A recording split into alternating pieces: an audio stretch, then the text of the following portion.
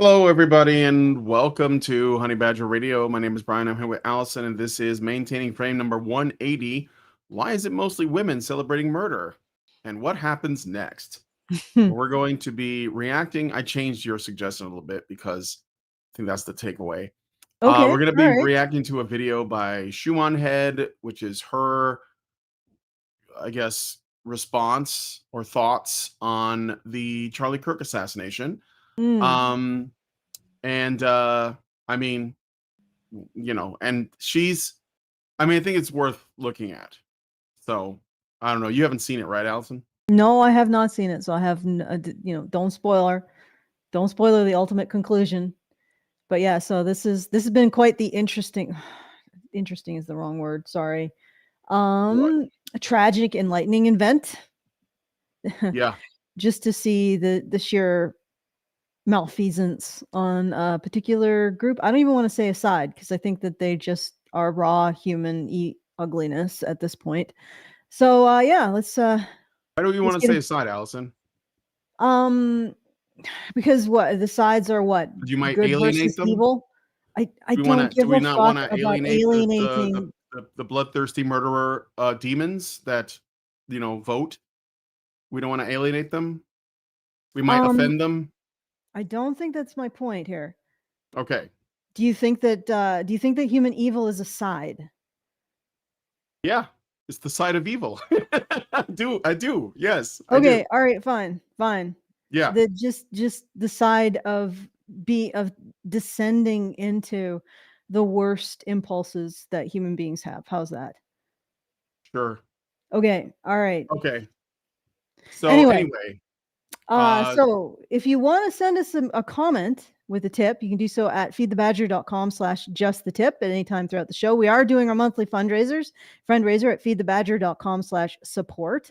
So if you want to help us out there, you want to continue the conversation, you want us to continue this conversation, then please help us out. And I think that's it for now. Thank you to everybody who joined us and supported us for our meetup in Calgary, Alberta, Canada. That went pretty well. I think it was it was I'd say it was a success. Yeah, it's success. Twice the size of what it was before. Meetup last year. Yeah. The meetup last year, and we also had a venue and some events, and then we went off into the Rockies. So if you're on our Discord, you can see some photos of that. And you're also a patron because paywall, just so we don't invite bad actors. But anyway, feedthebadger.com/justthetip to send a message and a tip, and feedthebadger.com/support if you want to support the show. Okay, let's get into it.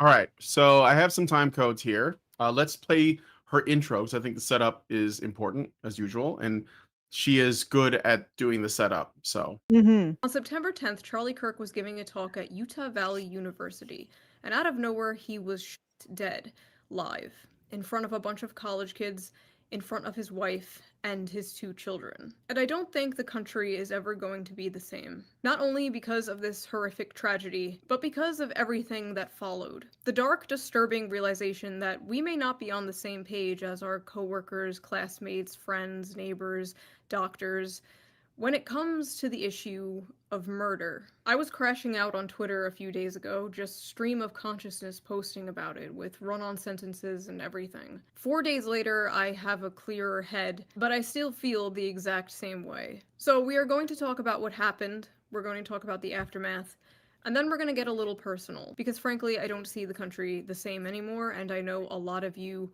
feel the exact same way, so we're going to talk about it after we talk about everything else. all right. So you can already tell the tone is not her normal tone. No. I did read her posts on X, and I totally get it. So anyway, yeah, I'm just letting you guys know. Let me just make sure that I got all of this set up so that we'll get the appropriate.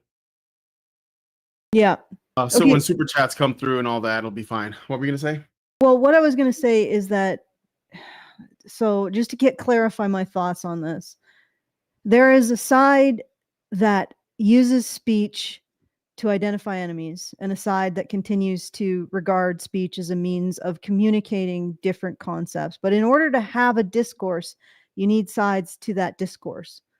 So it's like, how do you say that it's wrong to consider disagreeing with you a capital offense, and that's actually evil, and allow for that a discourse needs to have two sides?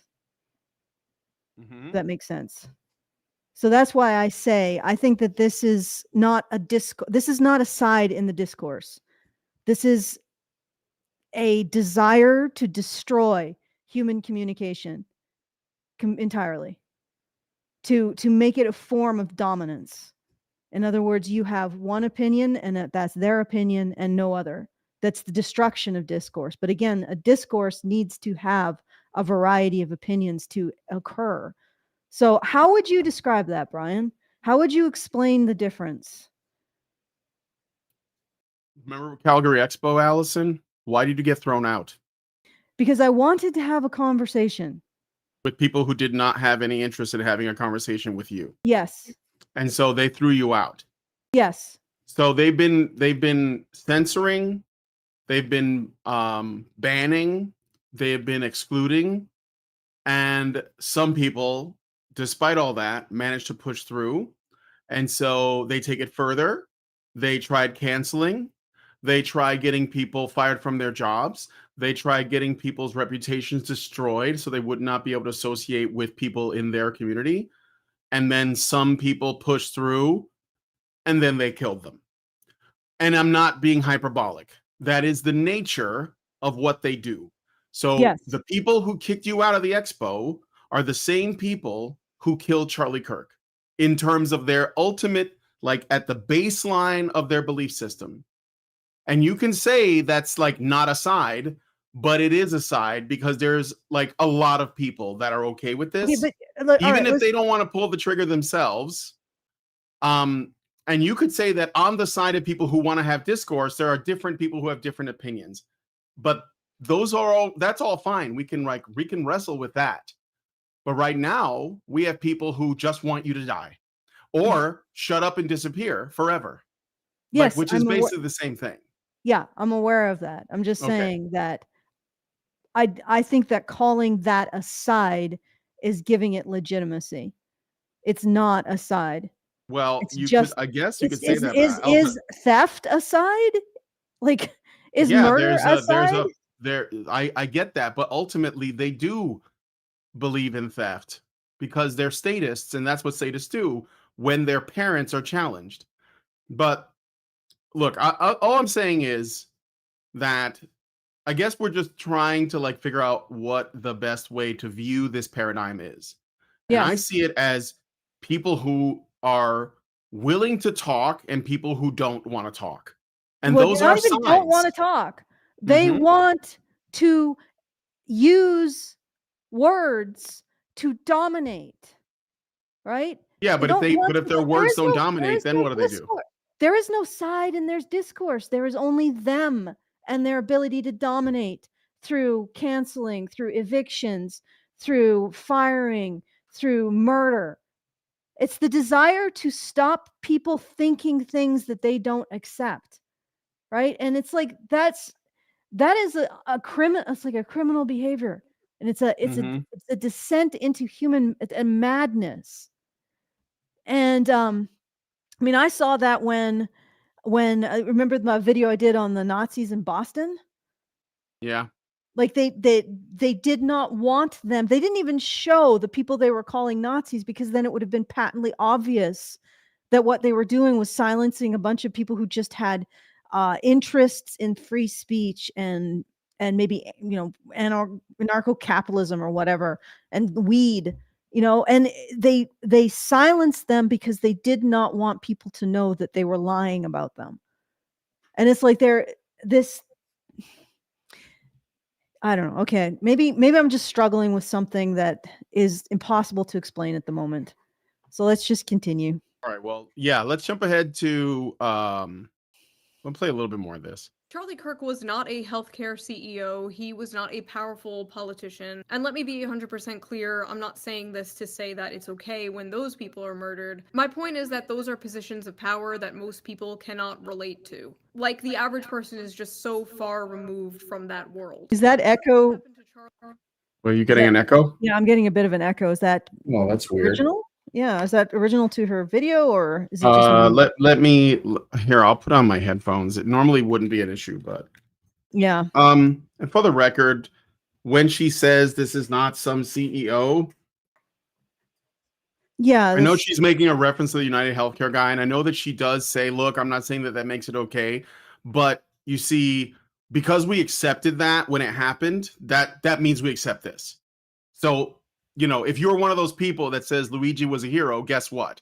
You implicitly supported the assassination of Charlie Kirk because you said assassination is okay sometimes.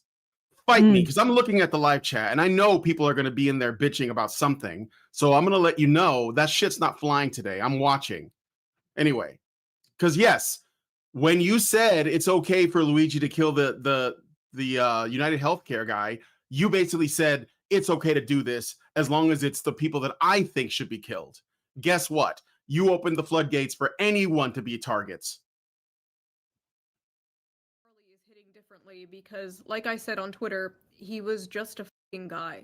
He was a fucking podcaster. He was a guy who talked about politics. He was a guy who had conservative beliefs. Not everyone knows a billionaire CEO or a powerful politician, but they do know somebody with conservative beliefs. They know somebody who holds some or many of Charlie Kirk's opinions. Because despite what people in their little bubble believe, his core ideology and what he believed is the same shit like your conservative boomer uncle on Facebook posts. You can only disagree with this if you are unfamiliar with Charlie Kirk, or you are unfamiliar with the many different branches and different ideologies of the right wing. Now, don't get me wrong, Charlie Kirk had many. Okay, I'm gonna pause it there for a second. Because she was doing the whole like, you know, I don't agree with him on everything thing. I don't care. But I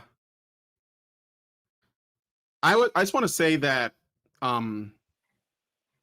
this could easily have been a men's rights activist. Easily.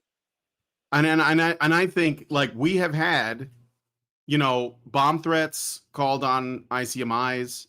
We have had activists call the hotel and say that there are white supremacists and Klansmen and Nazis, you know, attending your thing.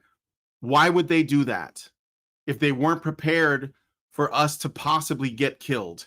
Not just like kicked off the premises or banned, but if it like escalated in any way, if there was a misunderstanding or escalation, we could be gone. So she can say this is a conservative thing. And I know people will in the chat will be like, well, they're not us. We're not those filthy, filthy, gross conservatives. You know, it doesn't matter, guys. Stop it. Okay. You're all right wing, period. You are. You are because you disagree with murdering your opponents. That we're right wing because we agree we agree with discourse, regardless of where you stand, what your position is. It doesn't even matter at this point. No, if you agree in discourse. But this isn't a new thing. That's why I'm pointing out old experiences. She was like, oh my God, war has changed. No, this has been real, like a thing since Cain and Abel. This is ancient behavior that never has gone away. It's always been under the surface of everybody. But just some people were tempted by it and acted on it, and some were not. And so to say this is like, you know, a new thing that just started happening because my internet is just false. It's not new. It's old. Anyway. Yep. All right, let's keep going. All right. Bad takes over the years. Like, for example, the two most popular quotes I see people posting. Oh, I'm going to jump ahead. This is getting into the specifics. But let's go. I think it really does come down to this. It's that on one side, you have people who do not want to hear any contrary opinions at all. And then the other side is people who want to have discourse. And it doesn't matter what the content of your discourse is. If you allow that other people who disagree with you are human beings that deserve to live, then you are one of the bad people. Yeah. Okay. All right. Let's go to, so there's like a bunch of stuff about like why, because she was trying to figure out like why, whether or not he was, you know, because they were claiming the shooter was right wing, and it's all bullshit, obviously. But she figures that out like as she's talking about it. But anyway, let's jump ahead to what I think is the most important thing, more important than the assassination, which is very important. Don't get me wrong, but the reaction to it. It ultimately doesn't matter. One person may have pulled the trigger, but then we saw the reaction of many. We think that Charlie Kirk just got shot in the neck. Hey, ooh, ah. I'm not saying she deserved it, but I'm saying God's timing is always right. Yo, they got Charlie Kirk, bro. I've never been happier. Never believe the reason I'm smiling. And it has nothing to do with Charlie Kirk. Nothing to do with... I would say pour one out for Kirky boy, but I don't waste good beer on little bitches. Rest in peace, bozo! Charlie Kirk just got put down like a fucking dog in Utah. I do not, and I will not, ever feel bad when bad people get what the fuck they deserve. I just heard that someone shot Charlie Kirk? Thoughts and prayers. Oh no, someone shot Charlie Kirk. Look, I don't know who needs to hear this today, but that's how you pick up a woman. Homie dead! Fuck your homie dead! Fuck your homie dead! He got shot in the head! We got Charlie and that. We got Charlie and that. I heard someone got shot today. I had a tummy ache this morning. Stay alive out there. The sympathy for Charlie Kirk is weird. You don't have to like violence, but I'm confused as to how you thought the revolution was going to be magically bloodless. I've been saying we need to bring back political assassinations. I don't feel bad, and I don't think that everyone deserves the right to free speech. I think some people should be afraid to express their opinion in public. I didn't like what he said, and I didn't like his opinions, and I don't really give a shit that he's dead. The best part of this whole goddamn thing is that he is not martyr material, so his death will mean nothing. It will activate no one. It will impact few. It's just great. There are a lot of people that are like, no matter what side of politics you're on, you should never celebrate something bad happening to someone. I, on the other hand, do cheer when bad things happen to bad people. Charlie Kirk just got shot.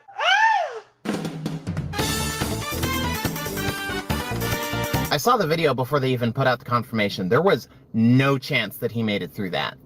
This wasn't the one we were hoping for, but a welcome surprise nonetheless. I'm surprised that y'all didn't get rid of him sooner.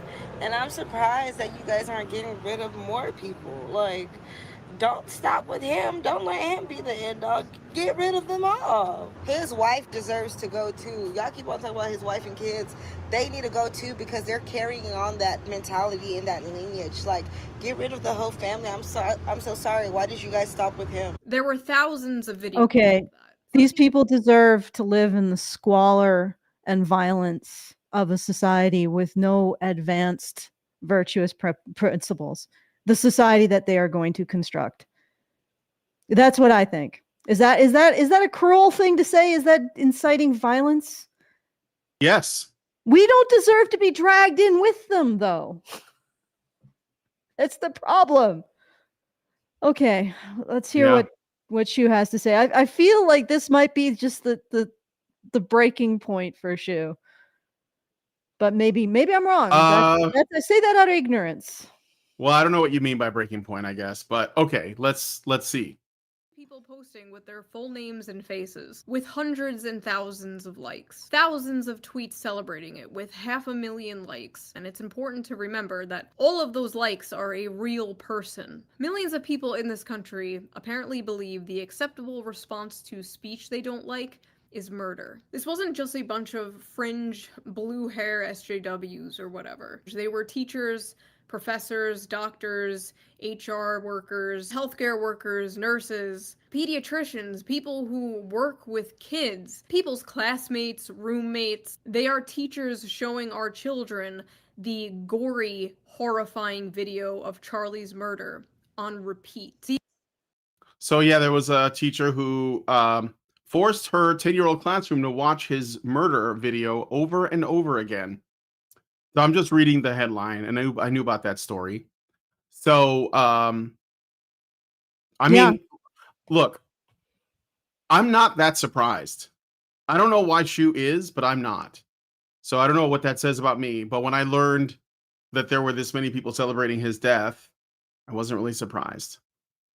And the media is going forward with smearing him and misrepresenting what he said. I know one particular quote that I saw was this quote on empathy, and he said basically that empathy was a meaningless buzzword, but then he went on to say that sympathy is what matters because you cannot empathize with necessarily other things that people go through because you are not them, but you can sympathize with their feelings about it, or their experience of, sadness or tragedy. So it was nothing like the media proposed. And then another one that I've heard excusing his death is him saying that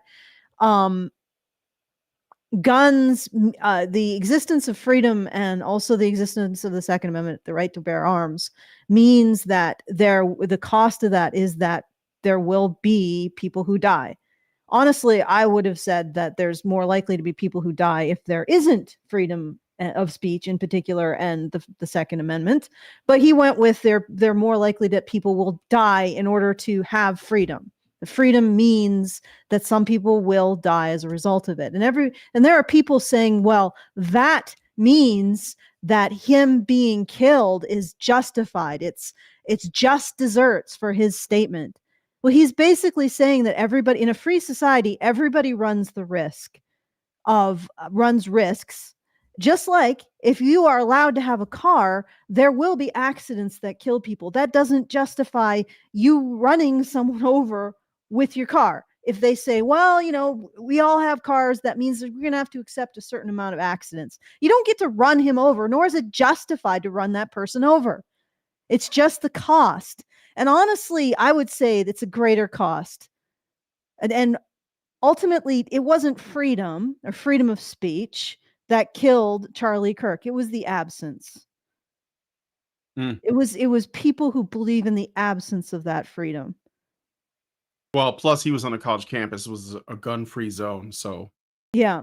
So it's kind of stupid. And again, like people who think that safety is guaranteed, that they're just not serious people. Like there is no place where safety is guaranteed. There's no such thing. You have to live with some risk. I do understand what you're saying. Yeah. You always have to live with some risk. So, but that doesn't really matter. I mean, I also heard, and I don't think she didn't bring it up, and I thought it was weird because a very common one that feminists brought up was that I guess Charlie Kirk was on one of those Jubilee surrounded videos, and he was like the guy being surrounded by a bunch of young, I guess, activists. And one woman, they were talking about abortion because he was pro-life, very staunchly pro-life. And of course, when you're dealing with pro-choice people, they always give you the most like absurd example or something that you have to refute. So like, what if your daughter was raped and got pregnant? Would you make her carry it to term? This like kind of absurd thing that is very unlikely, especially less likely because he is a father with his children. But like, you have to assume that dads don't actually protect their kids to think that something like that could happen to begin with. And he just said, well, yeah, I mean, it doesn't mean that it's not a life. So like, it doesn't change anything. That was his opinion on it. And then of course, feminists ran with it and said, oh, Charlie Kirk wants people to get raped and then force them to carry their babies to term, which of course is like the most capital offense you could ever do. And that's why I'm surprised that more people didn't like see that, because that was like one of the primary ways to sort of like demonize him, was to say, look, he wants his daughter to get raped and carry the baby to term. Right. It wasn't even just about the gun control thing, which of course, whenever a leftist like does a mass shooting, they always go to guns because they don't want to talk about anything else. But like it was really, I think the abortion thing was like the big one. Mm. So It's something to do. anyway. I don't actually know his opinions on trans individuals, so I can't He comment. thinks that they need mental health services more than transitioning. But he was like he was I will say, like, I didn't watch him a lot, but he seemed to be someone whose opinions evolved. So that means they could evolve even more. Because the last time I saw him on Tucker Carlson, and like I said, I don't watch Charlie Kirk much, but I do watch Tucker Carlson's show because he did. I think that he deserves the benefit of the doubt because he did do a men's month when he was with Fox, and then he brought Dr. Warren Farrell on, and I thought that was good. And so I watch him, and he had Charlie Kirk on, and I think their conversation was like 2.5 hours, and a good 75% of the conversation was about men. And it wasn't because I know people are going to be like, he was saying you should fucking suck it up and get married. No, he acknowledged the problems with divorce. He acknowledged the problems with fatherlessness. He saw that the problems with the economy, how men are being disserviced by the education system, how they're not able to afford a home, how they're having trouble finding partners, how they're checking out. He acknowledged all of that. So, and I mean, I don't know where that could have gone because he was murdered after that, but I did see that he was heading in that direction. And I was, let's say, I was encouraged by that. I was like, okay, this is good. Like, it's going to take. He was really young. He was 31 when he was assassinated, but so he had a lot of growing to do still, if you think about it. And but unfortunately, yeah, I mean, I thought he was on the right track. So yeah.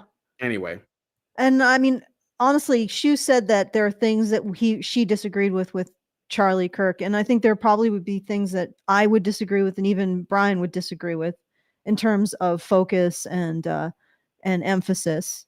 Because we focus on men's issues. Well, maybe you do agree with everything that Charlie Kirk says. I don't know everything that Charlie Kirk believes, but I don't think it's relevant. Yeah, exactly. I think that's what she means, though. It's not relevant. I don't think it's relevant. But anyway, so yeah, let's keep going. On repeat. The hippy dippy in this house we believe shitlib mask was ripped off, and underneath was nothing but psychopathic bloodlust. I have seen people on the right celebrate the death of people they disagree with. I've seen it. I remember Heather Heyer in 2017. But I also remember the whole internet, left and right, coming together to disavow and mock the few dozen people from Stormfront who were celebrating her death. This is different. It's never been like I don't even remember that. What the heck? Well, it was very marginal. So like the Heather Heyer thing happened with the Charlottesville event or whatever it was when the Unite the Right rally came, and they were protesting the statues being torn down. And some Wignats went there and started agitating, but like that's not a new thing because that's been going on for decades and decades. In fact, I think that we used to have more open discourse back in the day because I remember like Phil Donahue bringing the KKK on or something. I mean, I thought it was kind of theater anyways. Like, I don't know that any of that was real, but the point is we knew that stuff existed. And in general, yes, like they're a joke. Like people, normal people are not really fans. So when she said, they disavowed them, she thinks that there's been like this shift, but I don't think that's right. I think that in general, people are much more wary of sort of, what they would call like right-wing extremism than left-wing extremism. I mean, if you look at the what's been the discussion around this as like when they were trying to say, oh, well, let's not forget, like the right is way more dangerous than the left is. And then they bring out these charts and it's all shit from the SPLC and the ADL who basically only count, they don't even count like, things like Antifa assassinations, which happened. I remember that guy that was killed in Portland during the BLM riots, the Black Lives Matter riots, the Weather Underground, the what is it? The assassination attempts on Trump were not called hate crimes or politically motivated violence. So it goes on. So when the ADL is literally not counting stuff, and then they put out a chart saying, look at all this right-wing violence, and also the ADL will call like college protests against Israel, like during the Israel-Palestine thing, they'll call that right wing, even though those are leftists, you know, like they are, in fact, and they would say so because the reasoning behind why they oppose Israel has nothing to do with actually what's happening. It has to do with Israel's relationship with the United States. And the United States is the oppressor, the ultimate oppressor. So that's their reasoning is completely different from people who have, like Dave Smith or whatever, that have, like, you know, rational reasons to criticize the government of Israel. But the ADL would just call it all right wing, because, and they call libertarians right wing, they call Catholics right wing, they call Paul Elam right wing, far right, extremist, whatever. So if that's their metric for measuring extremism, it's no wonder that the leftists never called extremist, and anyone that's even like libertarian, like those Nazis in Boston, are just going to be extremist right wingers. And by the way, they hate libertarians too. That's just true. There's no getting out of that. ANCAP, guess what? You're a Nazi. It doesn't matter. They also hate anybody on the left who's willing to talk to anybody. Like, honestly, they hate discourse, period. They hate the idea of people communicating peacefully, different points of view, different ways of approaching problems, different understandings of history or whatever, or different analyses of history. They hate human discourse. They just, and they use the term far right as a way to silence it. Yeah, like misogyny. Yeah, like misogyny. Yes, exactly. They use misogyny. They use far right. They use all these buzzwords as a way to silence people. And like I said, they use speech to identify enemies and control people. So speech for them is a means to control, not to disseminate ideas. This is this has to be some fucked up throwback to some prehistoric conception of words, like, and it's to call, like, the reason why I hesitate to call it a side is because it is the absence of sides. Just like evil is the absence of good, it is the absence of the ability to recognize another side. I don't know what the hell to call it. It's just a void. It's like Tolkien's spider demon who eats everything and leaves nothing but a void. So they just want to eat everything and leave silence. And it's like, yeah, it's like A Quiet Place. You ever see that movie, A Quiet Place, with the aliens that can hear everything and they kill whatever's there? Like, they literally find out that the aliens come from a world where there is no sound. Okay, but anyway, let's keep going. Never been this brazen. Normal people have to log into like an alternate Twitter account where they can post their more unorthodox opinions. And these people are out here full face, full name, like hell yeah, murder. What? The smug, unearned confidence these people have to be openly sociopathic with their full name and face because they live under the pathetic delusion of being on the right side of history needs to end. They will blame you for your death because words are violence. Words are violence, so them killing you is just self-defense. That's why they're using Kyle Rittenhouse as some kind of gotcha. Oh, if you All right, I'm gonna move up to something else. Yes, you got it. Words are violence. We've been hearing that since we started doing the men's issues thing. And violence is political discourse. And violence is, yes, violence is just freedom of speech. For them, I mean.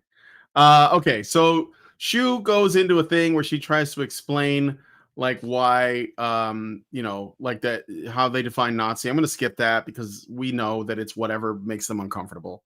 Okay.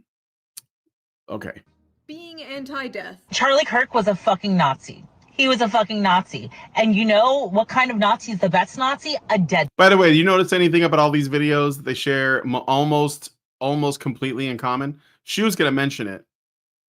I am a better person than you for celebrating the death of a Nazi.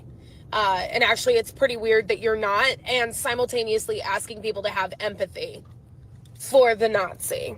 Nazis have children and families, right? But Nazis also get shot in the neck. They don't kill you because you're a Nazi. They call you a Nazi so they can kill you.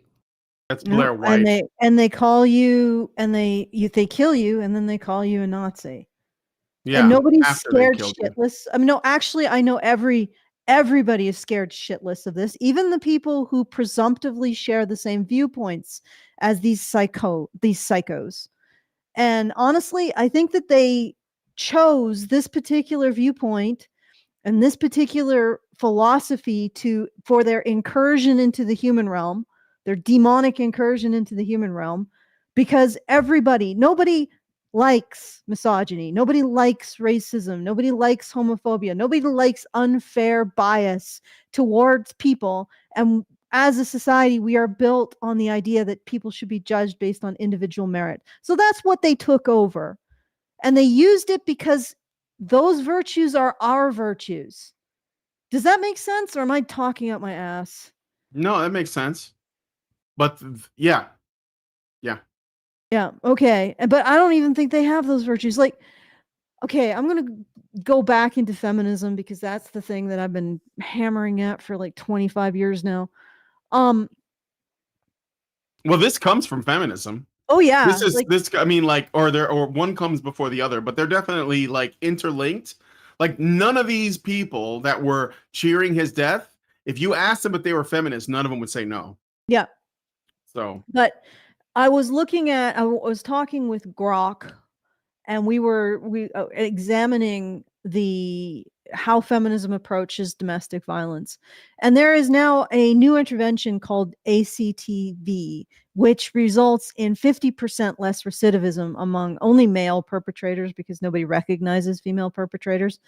But feminists, because they're dominant, they push the intervention that supports their ideology, which is Duluth, which has never been shown to have any benefit on recidivism. So in other words, feminists put pushing their ideology over their stated goal of helping women. They continue to want to push their ideology rather than reduce the rate at which women are victimized by domestic violence.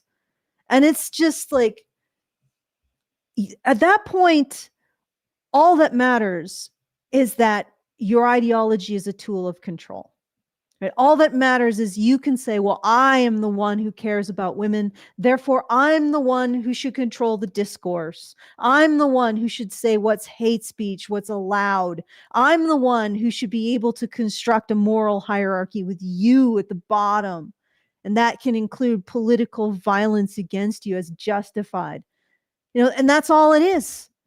They just use people's desire to help women to take away their power. Like I said, they turn virtue into extortion. And that's what feminists do, and that's what these other people do. They don't use these terms because they give a flying fuck about any single minority group or women, right? And I apologize for going into caring about women more than men. That's not what I'm about. I'm just pointing out the hypocrisy. They don't give a flying fuck about women. They don't give a flying fuck about minorities. They don't give a flying fuck about trans or homosexuals. They don't give a flying fuck. What they care about is that these buttons, we all have these buttons that they can push to make us submit to them. That's what they care about. That we respond to these terms. That we don't want to be racist, that we don't want to be homophobic, that we don't want to be sexist, and they push those buttons in order to control us. They don't have those virtues. We have those virtues. And regardless if you question all of this stuff, all of us here believe that people should be judged on their merit. All of us here believe that people should be able to speak. Right? Mm-hmm. This is the basis of being in this, this arena. Okay? Therefore, we don't want to feel like we aren't judging people based on their merit. We don't want to feel like we're silencing others. So they use those virtues that are our virtues against us to make us submit. And that's what I'm trying to explain. When I say they don't have a side, all they have is a desire for power. All they have is a desire to silence people. All they have is this primitive hatred of what they don't control. Like they're basically just a bunch of freaking hominids kicking another hominid to death because it brought them fire. It brought fire into the community. And they're like, whoa, what's this?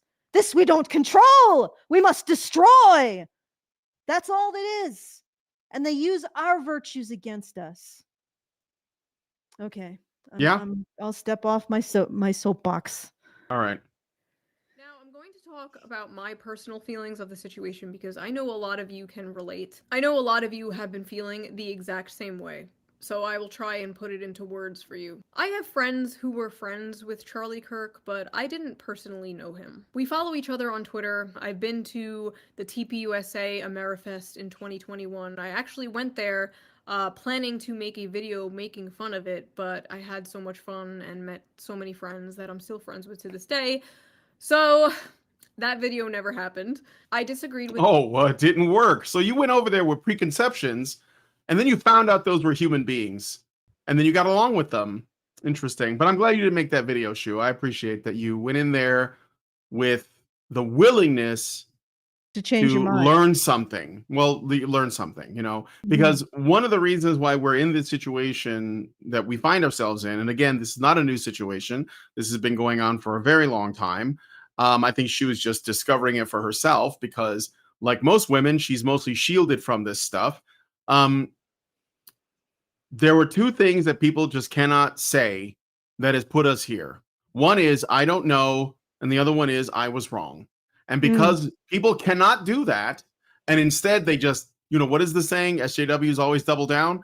They just double down, double down, double down. Or they turn a blind eye to the things that cause cognitive dissonance. And that's what I think. She was in a lot of pain in this video. It's visible. If you can look at her face, you can tell that she's in pain. I think part of that is the cognitive dissonance settling in that she is experiencing because she is seeing like the people around her that she travels in, you know, exposing themselves. But anyway, Well, yeah, go ahead. Also this manipulation, because like I said, this is, I don't, maybe some of the people who are now pushing this idea of violence as political speech came to this with the best intentions, but they've become so fucking distorted. It's like that horror manga. I forget who created it, but there's these holes that are the exact shape of people, and then they go in them, and then the It sounds like some Junji Ito shit. Yeah, the whole is their exact shape, but it gradually, as they shuffle downward through the mountain, because the hole is slanted downward, they start to distort into these strange cracked shapes. So eventually they'll die, and then they come out the other end, and they're just like like this broken sack of. So maybe some of these people started with the best of intentions, and they slowly got corrupted by this attitude of control and a threat narrative. I'm just going to say it, a threat narrative against the people that disagree with them, so that they ended up coming out the other side completely inhuman. And it's like, but for the most part, I think a lot of the people who are using these virtues, they are using them as tools of control. And we have this in us. You see throughout all of human history, there have been points where we've been taken with the madness of I'll call it a threat narrative. Like Nazi Germany was a threat narrative empowered by mass media, period. Like that, it came from the media. It came from desperation, which ended up being distorted into hatred and an overwhelming threat narrative, which no doubt people couldn't speak out against, right? Because anybody questioning it would have destroyed the soap bubble reality that they existed within. It's why they want to silence people.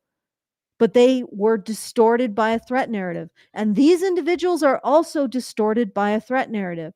Nobody that they are saying is on the right is really a horrible, I mean, there are horrible people, but not because they believe the things that Charlie Kirk believed, or Jordan Peterson, or Brian, or myself, or the hippies in the Church of Weed and the gazebo being called Nazis by the mass media in Boston and having tens of thousands of people descend on them.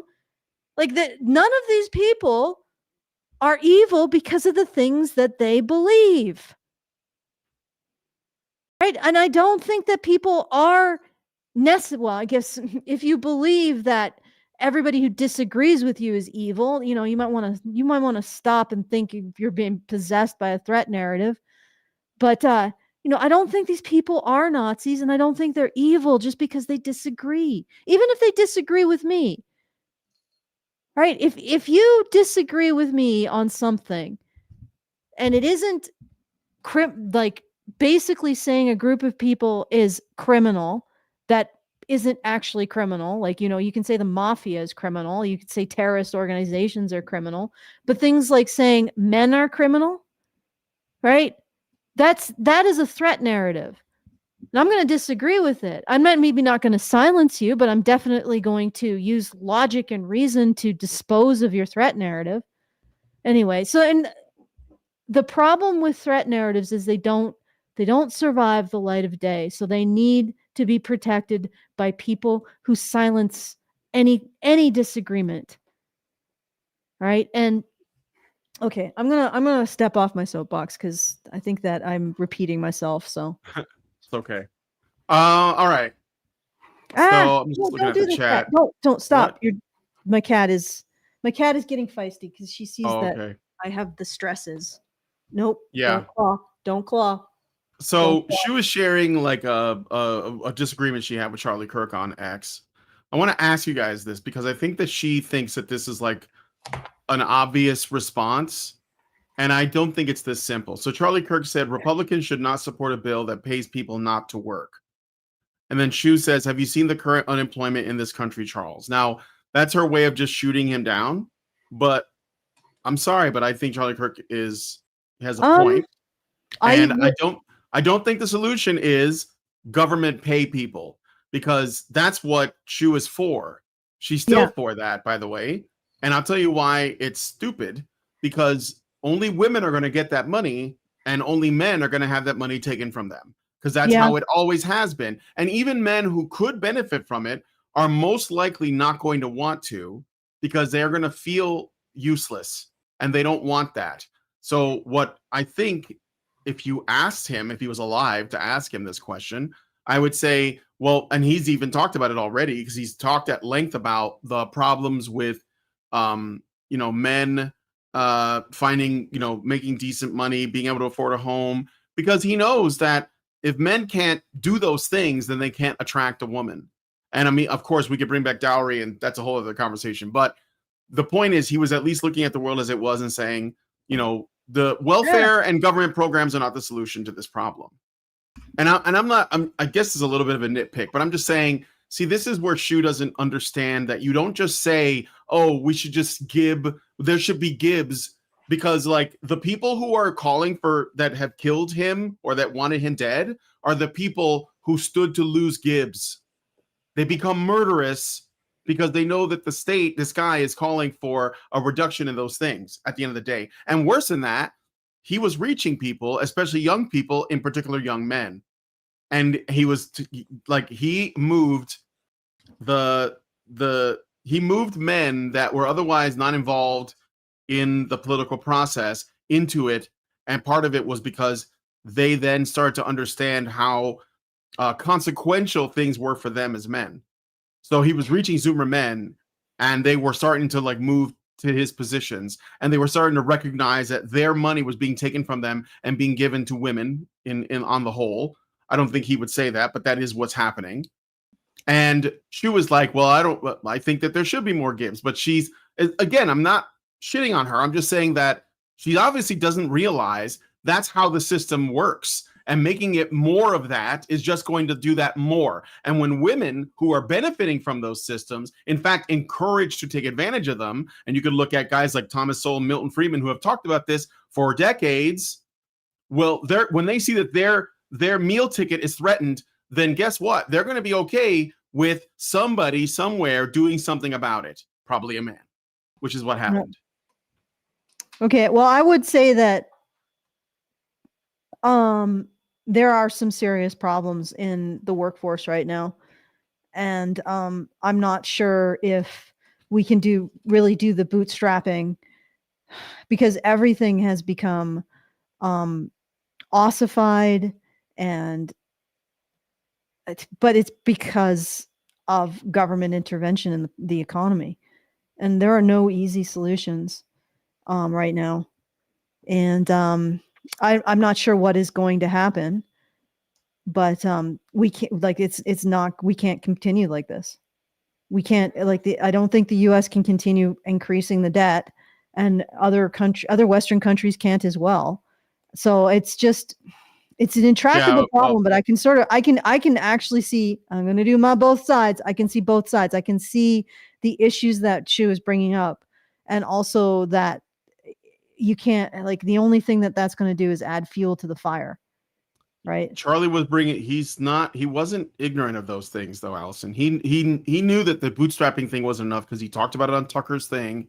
And that didn't even really, even Tucker was like acknowledging that reality, that that wasn't the issue. But the thing is, I think that Charlie was open to discussing solutions outside of the box that did not involve more government. Yeah. Because he knew that was the problem, or at least a big part of the problem.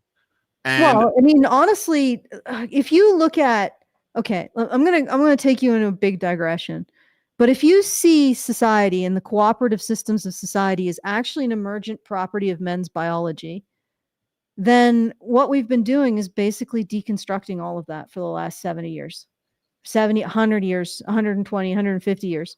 We've been deconstructing it. We've been deconstructing the very thing that men produce that allows everyone to survive on this planet. And now we're on the end of that deconstruction, and everything's going to shit. Well, I mean, what do you expect?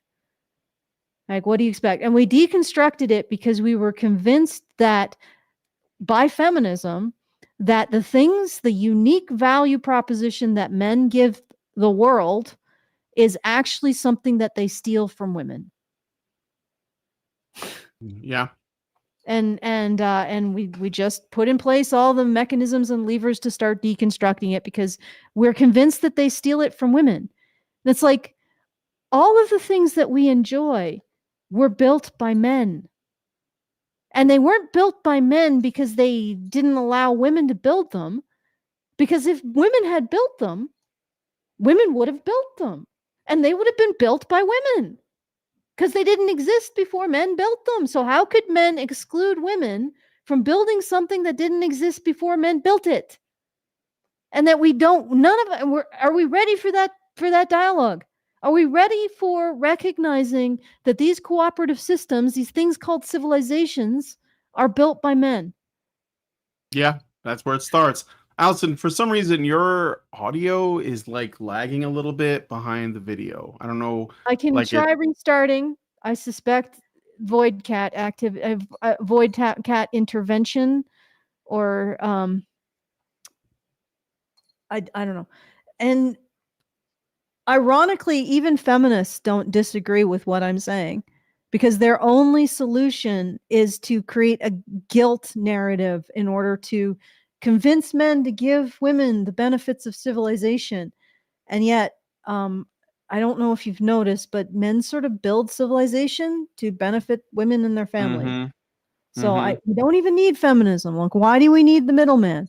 Anyway, I'm going to try to figure out what's wrong with my sound. I might have to quit and come back in. Please stop. Yeah, I guess just try to leave and come back really quick. Yep. I'll look at, so you guys send some super chows in and super chats so I can get your thoughts on this. I think this is like really crucial to talk about. And I know that everyone's like, the whole internet is on fire with this conversation, but I think that a lot of them are missing something crucial. Well, a few things. One, this isn't new. This is very old. So it's not like, oh my God, what happened? Because like I've been talking about this for a long time. We have been talking about this for a long time, that this kind of, well, I mean, personally, I think it's baked into the cake. Like if you're someone who believes that the government should be taking care of you, and that you believe that it should be subsidizing, like basically your lifestyle, your delusions, your choices, basically act as a safety net no matter when you fail. And Oh, is Oh, that and it worked. Yeah, you came back fine. okay? Um, Sorry about that. I also kicked Mia, the void cat, out. She can go chill with Mike for now. Oh, okay, cool. Yeah. All right. Okay, anyway, so let's get back to the video. Side of history needs to end. They will blame you for your death because words are violence. Words are violence, so them killing you is just self-defense. That's why they are using Kyle Rittenhouse as some kind of gotcha. Oh, if you don't condone political violence, why do you support Kyle Rittenhouse? They fundamentally don't see the difference between killing someone over speech and killing someone over self-defense, because these are the same things to them. Also, I'm going to be the one to point it out because of course I am. I saw nobody else do it. Why are most of them women? Most of the people celebrating are women. Like, it's a good, like, 80-20 ratio all over the internet. What is going on, ladies? Basically, the And you got to know that the 20 that's male, they're doing it because They're simping. they want to get that. They want to get It's that. the woman That simp fuchsia ratio. coochie. They wanna 80-20, get- yes. The woman simp, the woman male feminist / simp ratio is 80-20. Yeah, this is okay. I'm glad she noticed that because I did notice that myself. And I honestly, it's because women create the preconditions for violence. I'm just going to put it out there. Mm-hmm. They're the ones who ululate the returning warriors.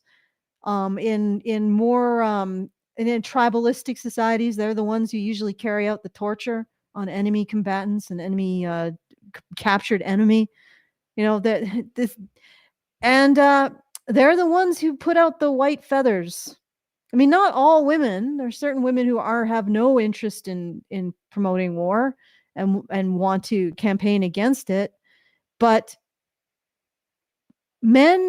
war is an emergent property of treating men as expendable, as treating men's lives as expendable in the service of all kinds of things. And it's not just war.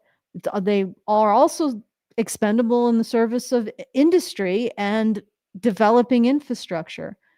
I mean, there's a certain amount of men who died creating the Hoover Dam. Usually there's a certain amount of men in the past who died with every skyscraper, with every mile of railroad, with the tunnel under the Thames. You know, there are men who die for our infrastructure, and we are okay with it because we believe that men's lives are expendable in the service of building things that benefit everybody. Remember, I talked about how that civilization is an emergent property of men? That's probably one of the reasons why. Because men will see themselves as expendable in the service of providing for their families and building these things that provide for everyone, right? And war is just it's just the stupidest manifestation of that. Because in war, we see men's lives as expendable for solving intractable political conflicts. So our politicians fuck up and then they're like, well, let's go to war. Let's stack up some bodies and whoever stacks up the higher amount of dead men wins. Right? And then the political issue is solved. It's just because we think that men are expendable in service of solving political issues. That's it. And who teaches us all that men are expendable? Right? Is it men? Do you think if men were responsible for this, they might stop that? I don't know. Maybe they would continue it. Maybe this is just a biological thing. Or do women have a role to play in raising their sons to regard themselves as expendable by saying things, well, if little Lucy hits you, you just got to swallow it, Timmy, because your feelings are expendable. Okay. Just laying it out there, just a thought. It's fine. I was just gonna say again, just to show that this isn't a new thing. We have done lots of reactions to women calling for violence and assassinations on TikTok and YouTube and everywhere else for anybody that they don't like. And this goes way back. Like I remember when the Black Lives Matter stuff was started by women, and they used Floyd as their let's say proxy to encourage people to loot and burn and steal and murder, because people were murdered and people were attempted there to kill Kyle Rittenhouse, and women motivated that. Yvette Falarka and other like people in Antifa were women leaders. A lot of these are women leaders, and all the people who are calling for various assassination attempts on Donald Trump, of which there were two. Someone showed up at Nick Fuentes' house with a gun to kill him.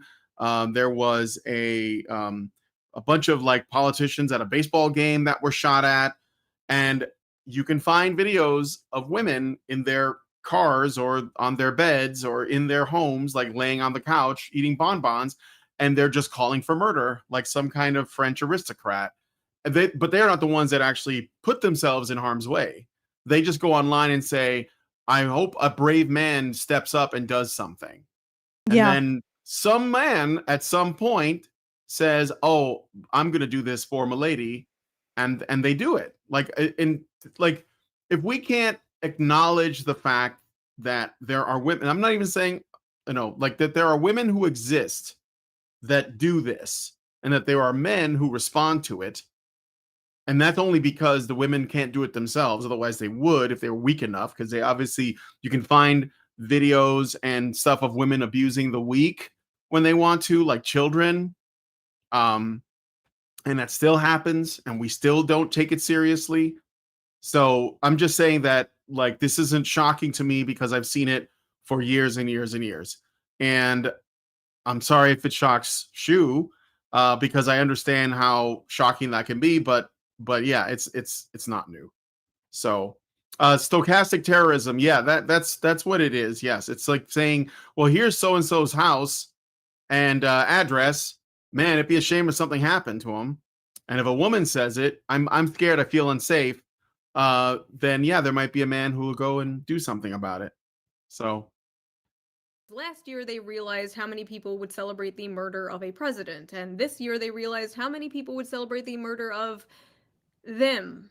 At the end of the day, this is all the inevitable conclusion of the punch a Nazi thing from like 2017. Do you guys remember that? We always knew it was a slippery slope. That's why we were against it. And they always say this.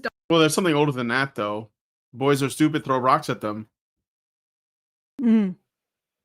Anyway, I'm going to jump ahead to more women screaming online. Did we already do this part? Let me see. Yeah, this is when she intended to go fuck with him. There we go here. Charlie Kirk, the modern cultural warfare has lefty engaged. The left is engaged in right now has done more damage to America in 4 years than the conservative boogeyman of socialism has ever done in the lifetime of our nation. Time to rethink our priorities and calculate a proportional response. We love to see growth, Charles. If capitalism is so great, why haven't they made a capitalism too? About like Bernie Sanders, I made an egg look like his face. It is safe to say I was no fan. But this has really shaken me in a way that I absolutely did not expect. These last few days after what happened, I kept going to every single like lefty, liberal, left-wing person I know and like checking out what they have been saying about this.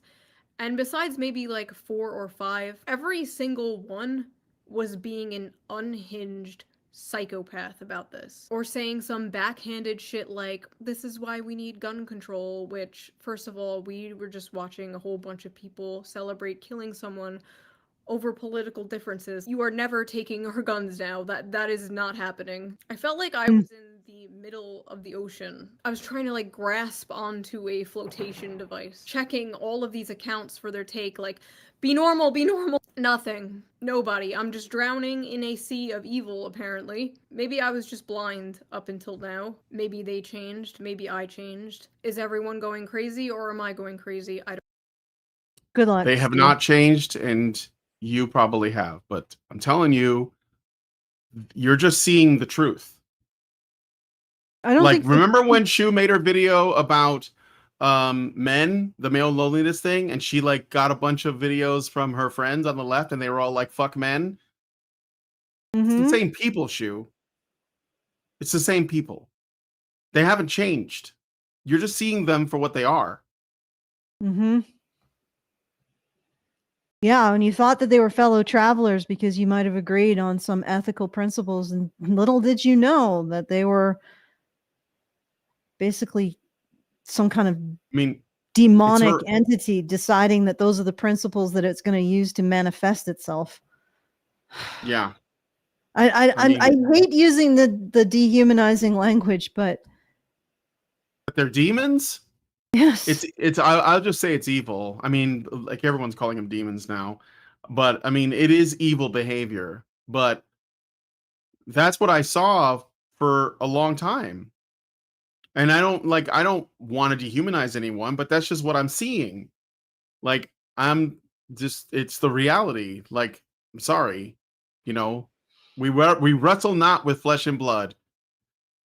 Anyway, All I know is it is clear how they reacted to this is how they would react to me, my family, my friends, you, your family, your friends, that have ever stepped out of line from the nebulous, ever-changing definition of progressive. These are people I thought were level-headed. They were left-wing, but, you know, like, they were one of the good ones. Like, you can joke with them, you know, they weren't those, like, woke SJWs. Like, they were cool, we can disagree and still be friends.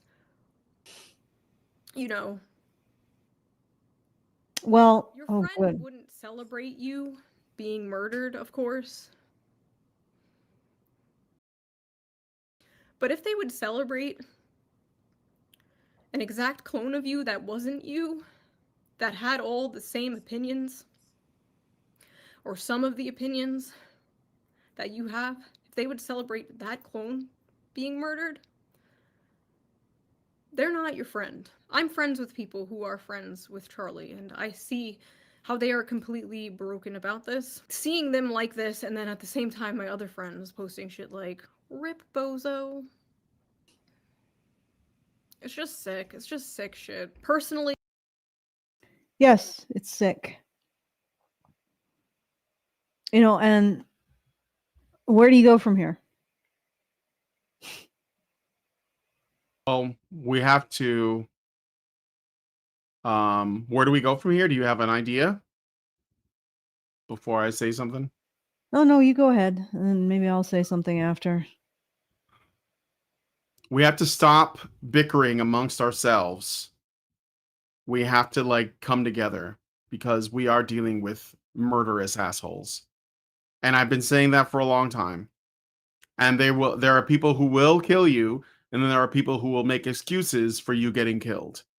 And we have to basically treat them and we have to outcast them. We have to alienate them. We have to, like, just they can't be, we can't talk to them. They don't want to. They know what they're doing is evil. They want, what is the saying? Sam Hyde had a saying. They want you dead. They want your family dead. They want your children brainwashed and raped, and they think it's funny. Like, I mean, that's what it is. And I'm sorry. It's like, I don't want to draw a line in the sand. They drew it. But I'm telling you, this has been the thing for a long time. And I'm just done playing nice with these people. I mean, even I didn't, but like, this is the reality. This is what we're looking at. And when I saw what happened to Charlie, I didn't think like, oh my God, my favorite right-wing like commentator died. Like, I didn't even watch his content. And as far as I could tell, he was probably the most mid-moderate dude ever. So if they would be willing to do that to a super moderate, reasonable guy who was willing to talk to people and was definitely against violence, what would they do to somebody like me? You know? I mean, like, I told my mother-in-law about this, and she was very worried for Lindsay and myself. Now, granted, it's a bit egotistical to think, oh, I'm just the same, but, and I don't obviously think that, but the truth is that, like, that is a thing that we have to consider, you know. And I spoke to, when I was up in Canada, I reached out to Jennifer Daw. You guys remember Jennifer Daw? She was a game developer, big Gamergate person, knew American McGee, the guy who created the American McGee Alice series. And I said I wanted to meet up with Jennifer because we saw her at the very first meetup we went to back in, 2015 or whatever it was. And Jennifer said that she didn't want to get out of bed because of the assassination. And it was because she said that an attempt on her life was made. because of her views. Jennifer Daw is an ANCAP. Mhm. That's it. She's just a super libertarian ANCAP, and she now lives. She's like homesteading outside of the city of Calgary somewhere, like raising rabbits, and barely Mhm. posts online. And I mean, that's how close it is. Like Jennifer is somebody I know, and she was in danger. American McGee's sister was in danger. Like this isn't fringe shit that's out of reach, you know? So like I think that we really have to rethink how we stand with people who are not crazy and don't want us dead, even if we don't agree. And we Mhm. have to, in my opinion, we have to like reach out to them and be like, dude, I'm not going to kill you. Let's be friends. We'll work out our differences later. Right now, we have to deal with Cthulhu because that's what it is, right? So that's that. I mean, that's what I think. Yeah, Yeah. I was up. That Mr. 0303 said Brian was nearly one of the January 6th people. Yeah, I was ready to go. I was going to go to January 6th and talk to people. And Lindsay was like, don't go. I mean, and I didn't. But I could have been not only like imprisoned for being there for like 6 years or whatever, however long it was, 5.5, something like that. No, it was like 8 years almost because it happened in 2020 and they didn't get out until 2024, 2020, yeah, Mhm. so it's 2025. Anyway, so yeah, I mean that's what I think. So Yeah. I don't know what to say. But you guys who think that being on the right side of history or advocating for some kind of utopia justifies political violence against the people who agree with you, you are, that's not the way. And I wonder if the end goal isn't the actual violence, isn't the actual power and control, isn't actually feeling other people feel fear. Right? If that isn't your end goal and your so-called virtues are just excuses. Right? This is not the way forward.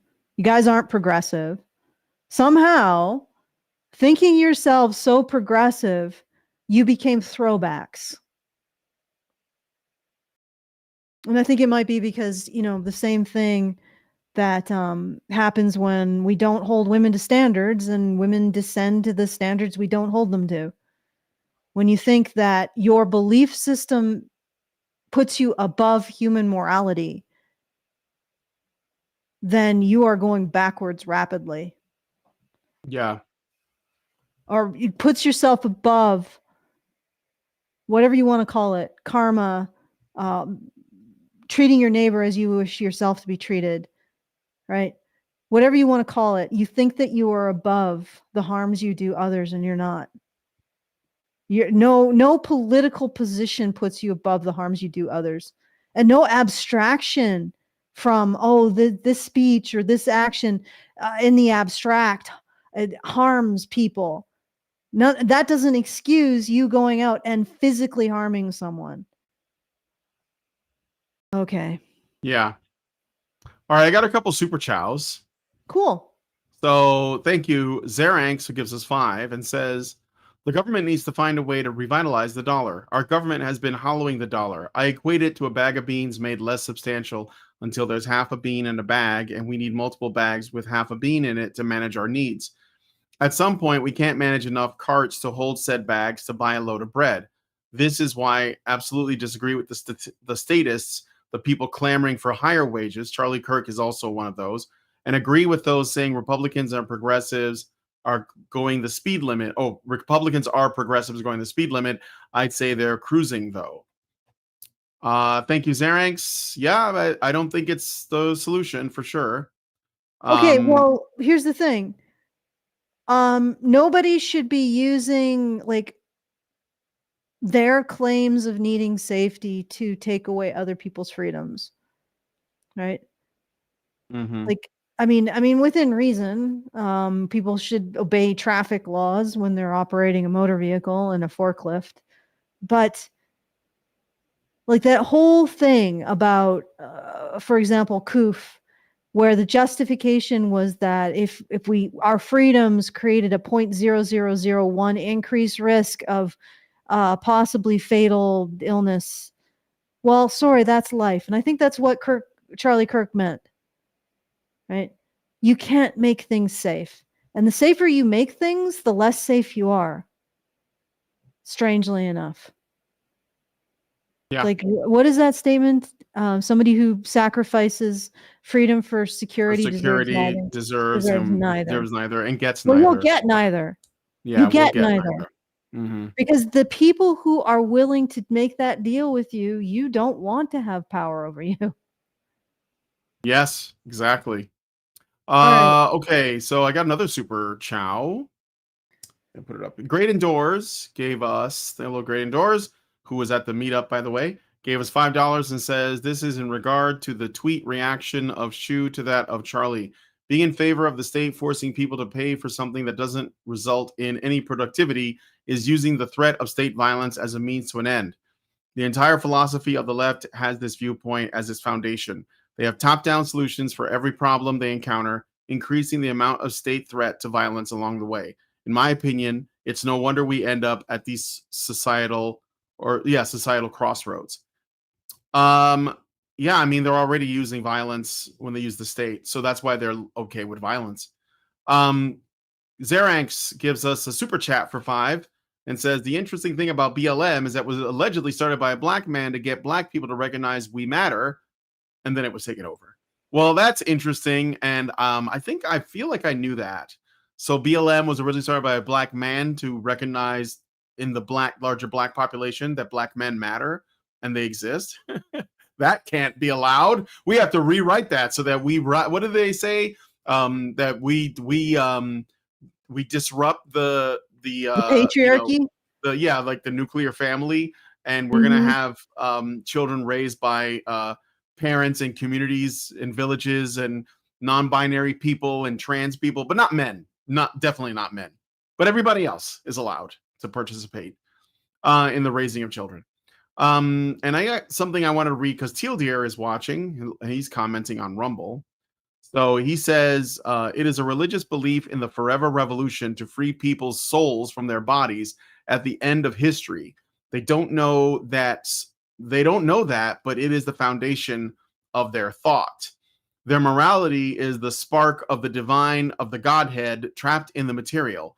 You preventing them from releasing that is you putting your morality above the divine. They literally think they have a heavenly mandate while not realizing they are religious.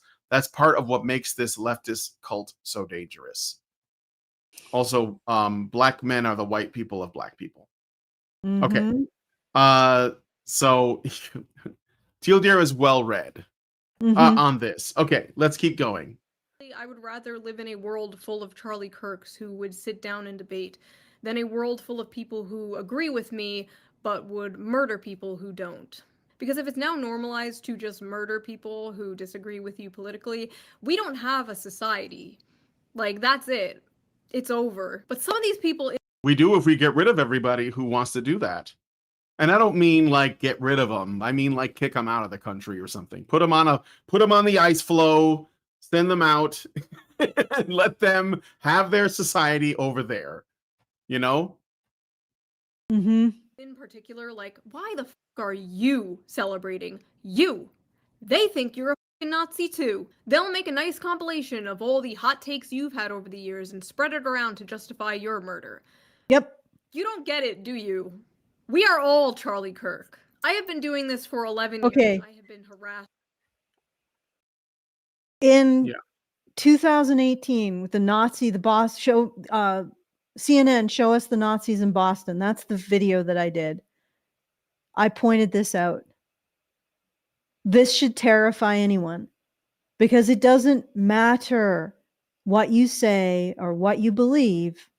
This tool, they call you a Nazi, will justify any violence against you. And I pointed out that the powers that be, the media, the government, the big corporations, they love a tool like that because they can remove anyone with it. They can silence anyone with it. And because nobody's allowed to have free speech, the person they call a Nazi can't tell you different. Right? As soon as they're labeled a Nazi, that's it for them. They're done. And this tool is now ruling our political discourse, and it's not a discourse until we remove it entirely. Until nobody, an accusation of being a Nazi is not credible. It's ridiculous, and nobody acts on it. But I don't know how to, talking about going forward, I don't know how to deprogram these people. That's what we need. We need Yes. the deprogramming women. That series. I think, yeah, the deprogramming women series. Like, because I think that if you can do that, I bet other things will fall into Yeah. place. Oh, well, it's like Mae West said, when women go bad, men go right after them. It's just, and the thing is that it is women because it's always women first. Like sometimes I think that a lot of men don't know what the hell they're doing. They just follow women. Well, they presume that women are more, what do we tell them?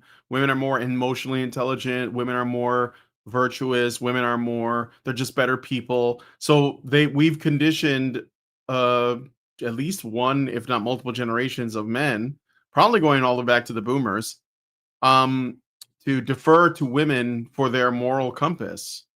And women have led that, I think. And I think that's why. And of course, when women lose that, because there are no standards, so they just get to just be however they want, then the men will follow them. Yes. And so why is it women first? Why is it mostly women? Because it's always mostly women. Yeah. It's always mostly women going into these moral chasms, like just swan diving into them. Oh, look, evil. I'm just going to run out and jump in there. Yeah. And it's women because men follow them. Yeah. And well, as the word, the saying goes, men move in the shadow of women's desire. So if women say they like a certain thing, then men go right after them.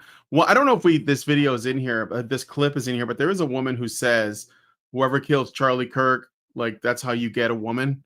That's how you find a woman. Yeah. So she was literally saying, if you kill, let me see if I can find the clip here. If you kill someone for women in the beginning, it's like is it? Yeah. It might have been the compilation. Yeah, I think it was. Yeah. Yeah. Yeah. So if you kill people like Charlie Kirk, that's how you get laid, basically. Whoever their enemies are. But yeah, whoever in their this case, enemies Charlie are, that's Kirk. how you get female approval. Mm-hmm. Yeah. How do you think wars started in the past? Yeah. Who do you think was saber rattling? What is the on white feather sideline? campaign? Yeah, at least. And then feminists have the audacity to say who starts wars. Well, women start wars, it seems like, from what I've been seeing. And it's men who are expended in ending them. Because honestly, what the whole war part of war is really just ending it. All of this war really starts in the beginning when you have all of these women that say, oh, if you just go out and kill a Hun, that's going to get you coochie, and all this other agitating and wanting and desiring and promoting resentments between groups of people, right? Like what you see with the terrorist organization. It's the women who do the recruiting, who maintain the resentment and the finances and the continuity. Well, that's, you just writ large, and there you have a nation agitating for war because its women are saber rattling. They start the war. It's the men who end it at the cost of their lives. The greatest fiction we ever bought into was this idea that women are somehow better than men. Like I'm clinging with my with my freaking fingernails to the idea that women aren't profoundly worse. I know maybe this will make people laugh. Like that women aren't actually so much worse than men. Like I'm clinging to the idea that this situation that we see right now is because we've had generations of women being taught that they have nothing to take responsibility for. And they don't have to consider the emotions of anybody but themselves and their pet social projects, right? Which often just amount to having guilt tools to inflict on men. Like I'm really holding on to this idea that no, actually, the problem is that women aren't held to any kind of standard. It's not in women itself and women themselves. Right? I'm clinging to that with my fingernails. And over and over, there are women who come and start trying to batter that notion out of my hands. Like I'm just clinging to it. I'm like, okay, if we hold women to standards, they would be as good as men. They would be. I'm clinging to this. And I have women after women after woman trying to batter that out of my hands. Like what I'm clinging to, which is the notion that it wouldn't be better for women to be replaced with sex bots with wombs. Like that maybe there is a point to all of this. And there is a point at which something is revealed that makes it all make sense, and that women actually live up to something and justify the amount of shit that they get to exist. Do you get what I'm saying, Brian? Justify the fact that men have done so much to provide safety, security, and wealth and comfort to women, that there is something that women will do. So if I'm waiting, like let's wait. Okay, there's got to be something. There's got to be. Right? I'm clinging to that. And let me tell you, my biggest enemy to clinging to the notion that women have value is women. Okay, misogynist rant over. All right. I got a comment from Teal Deer I want to read again. Thank you, Teal Deer, for your input. Women replace God as the spiritual center of the home to forgive men of their sin gathered outside the home. Another feminist spiritualist moral. It all goes back there every time. And then he says, every genocide in history is just a logical endpoint of women catfighting each other. Thank you. Yes. Okay. It does feel like that, doesn't it? It does. It does. It's I mean, Helen what of Troy, we're seeing on, right? What we're seeing on in social media sort of confirms that my suspicion. Uh-huh. Like every political thing that we're dealing with can be it's reduced down to two groups of women arguing over some shit. Yep. Including votes for women. Yep. Okay. And whatever, you name it, for 11 years by the left. And it hasn't moved me an inch because that's not how politics works. That's lunch table politics. I've talked about this before. People on your side being mean to you doesn't mean you overnight change your opinions on, like, healthcare. It doesn't work that way. I still have all my economic left opinions. I'm for strong social safety nets, workers' rights, unions, wealth caps, whatever. That has not changed. This is not me leaving the left because, frankly, I don't even know how to do that. This is me and many, many people looking around us at our so-called allies and realizing that even though we might share some, like, political opinions, we fundamentally do not have the same values or morals. And are we really allies if we agree on, like, taxes, but don't agree on the sanctity of human life? Okay. I'm just gonna move ahead a little bit. So still economic left. So that's fine. Your business. So I think that maybe I'm not economic left, but I'm willing to have an economic discussion with a dirty Keynesian. Keynesian? Sorry. What's that? No. Is there I mispronounced it. I mispronounced it. Canuckson? What, like another Canadian? No. I mispronounced the word. I'm sorry. What's the word? Keynesian. Keynesian? Kensian, a dirty Oh, okay. Kensian. A Kensian. Okay, there we I go. see. Yes. Yeah. Information was eventually conveyed. Okay, I got it. All right. Anyway, Kensian, yeah.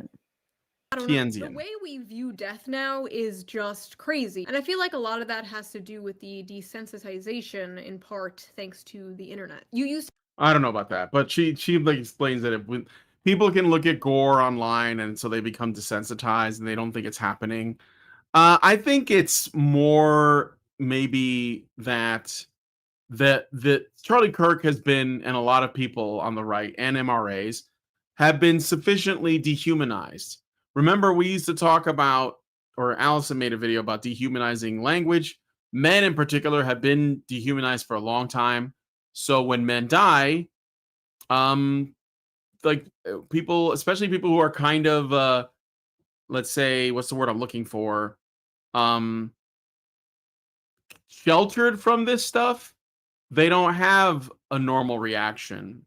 Like, how many people, when Warren Farrell was going to that, he went to Toronto to talk, and there were all those protesters outside, like fucking Scum Girl, back in, when was that, 2012 or something? And they probably, if he would have died, they would have celebrated it. So I don't think if he would have died on camera, they probably would have celebrated. I don't think that this is a new thing. I don't. I mean, I'm fine. Like I'm open to being proven wrong about that, but I don't think.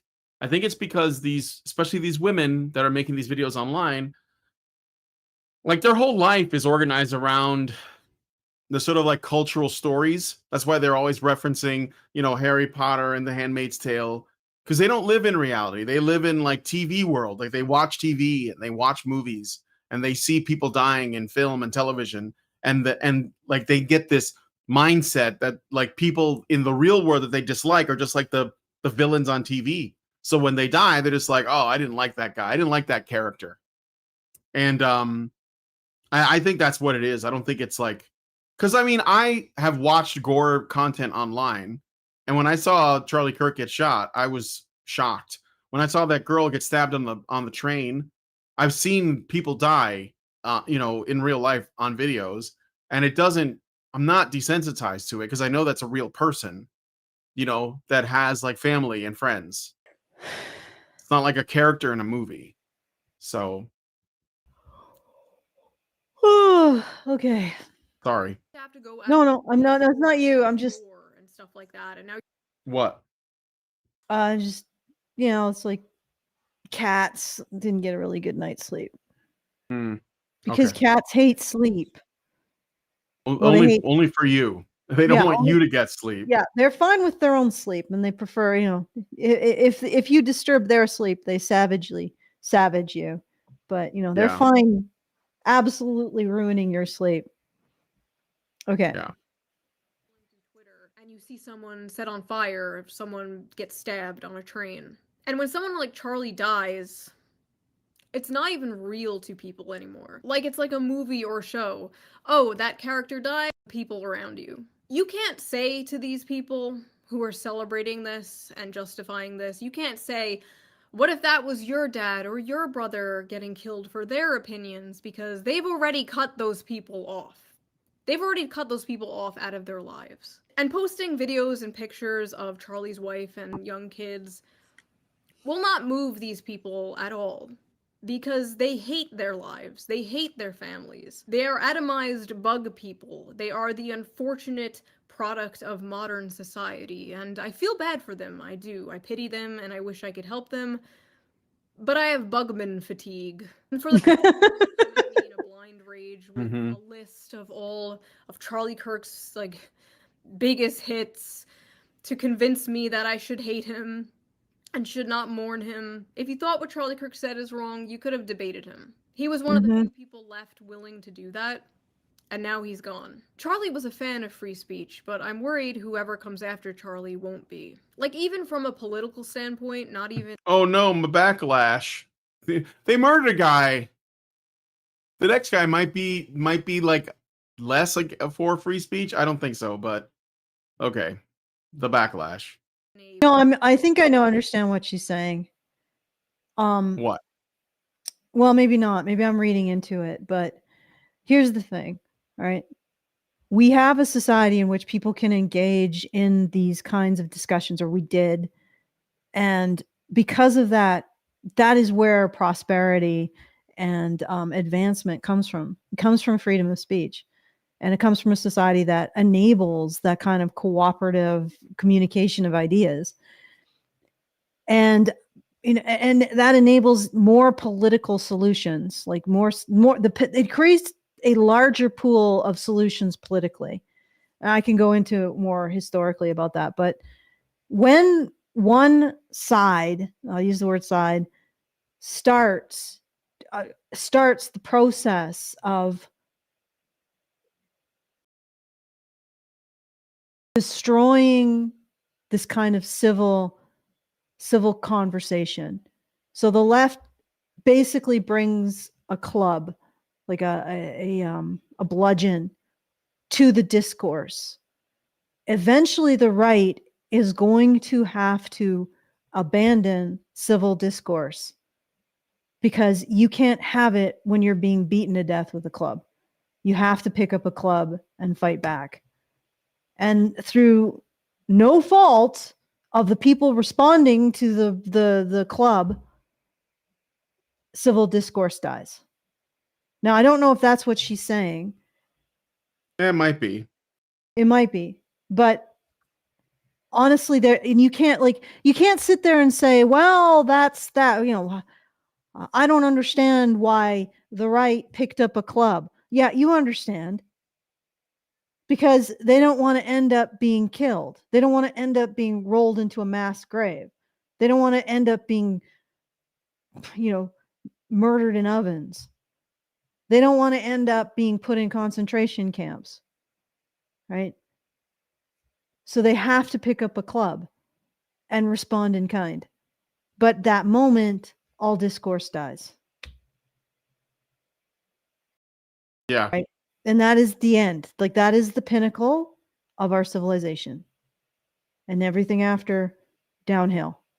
And there's, like I said, you can't say, oh, well, I don't understand why the right did that. Of course you understand.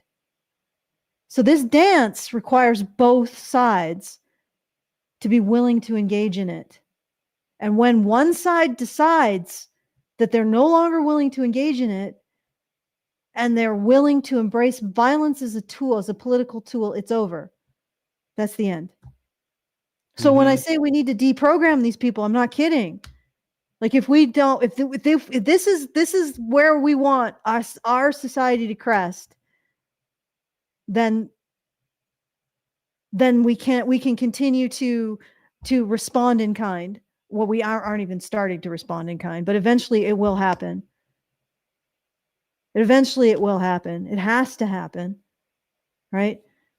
And I would even argue that maybe widespread killing hasn't happened, but the censorship, the getting people fired, that is lowering the tenor of discourse and trying to erase it from civil society, which means that when you stop being able to talk freely, when you stop being able to exchange ideas freely, that's the top.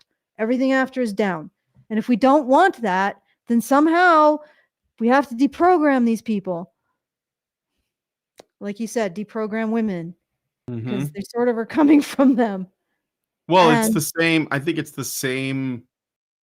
It's the same DNA. So yeah, deprogramming women is probably like more relevant than ever, in my opinion. In terms of like, I don't know, seeing like change.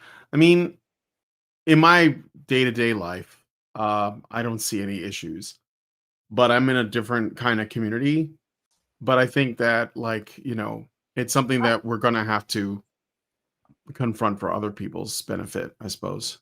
Well, I mean, I agree. Like, I don't see many issues in my community either. Not, I mean, I see people who sort of reflect some of the issues. So I've heard like women talk about their dating in a very callous and cruel way here. and I've heard like there is an extreme radical MGTOW in my town now, which is pretty surprising since it's a small town. You know, Jonathan actually had a conversation with him, and I'm like, so the stuff is here, but for the most part, people are just getting on. And I think part of it is because the town still sort of has an identity of who built it. So we know the families that were part of building it and all that. So there's like more of an identity here. But yeah, but it's not just about like general chaos everywhere. It's about striving for something more. Like, are we striving for something more anymore? That is part of the pinnacle thing, right? We stop striving. We stop dreaming. And this is what they're destroying. I mean, they're destroying lives, they're destroying livelihoods. They're also destroying dreaming and creativity and striving and human expression. It's why everything they produce is absolute trash. I mean, it used to be that more liberal-minded people could create beautiful works of art, but suddenly it's like it's all awful. I can show you something. Okay, go ahead. To that point, let me find it. Hold on a second. So this was something that someone worked on. This is it looks like a rock, and they painted it. I'm not really sure if it's supposed to be something else, but they painted it, and they drew like Charlie Kirk on the side, and it says, if you believe in something, you need to have the courage to fight for those ideas, not run away from them or try to silence them. Charlie Kirk, 1993 to 2025. And then activists came along, and they just graffitiized it and just put BLM on it for some reason. And I have a video of the person who did it.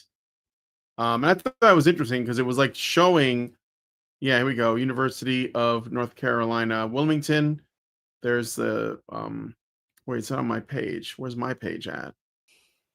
I should go back to here, where they showed the person defacing it. I have a video of it. Yeah, here it is.